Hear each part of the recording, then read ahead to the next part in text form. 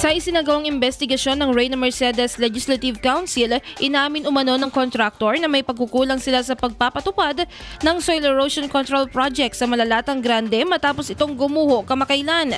Ayon kay Vice Mayor at Presiding Officer Attorney Harold Respicio, ipinaliwanag ng kontraktor na posibleng pinasok ng tubig ang ilalim ng lupang tinayuan ng pader dahilan upang mag-erode ito at tuluyang bumagsak.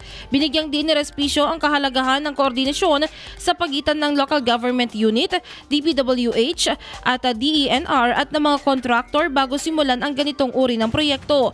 Aniya sa pamamagitan ng maayos sa pagpaplano at konsultasyon, maiiwasan ang mga posibleng technical at posibleng epekto ng mga aktibidad gaya ng quarrying na maaaring makapagpahina sa proyekto. Dagdag pa ng opisyal, critical ang ugnayan sa LGU dahil sila ang nagbibigay ng building permits at certificate of no objection, mga requirement na hindi umano natugunan ng contractor sa nasabing proyekto. Kaso nga lang ang problema, sir, bakit ngayon nyo lang pinapansin yan? Ang problema, sir, is baka ang dami nyo nang nagkamali.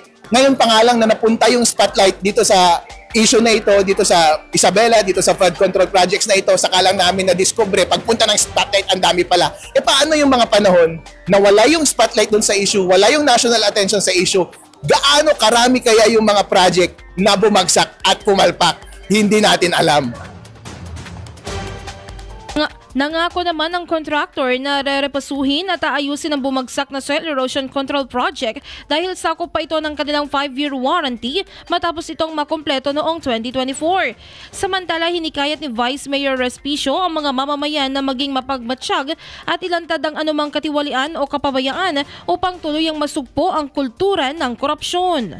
Kaya napakahalaga po talaga na every time na mayroong mga itong problema, ma-bring up parati yung issue ng korupsyon sa national spotlight at sa national issue para mapanagot lahat ng mga loko-lokong mga government officials, mga contractors at mga iba't ibang sektor ng mga proyekto dito sa ating lipunan. Kaya congratulations sa ating mga nag-a-advocate ng maayos na pamumuno ngayon na labanan ang korupsyon at may ayos ang pamamahala dito sa ating bayan.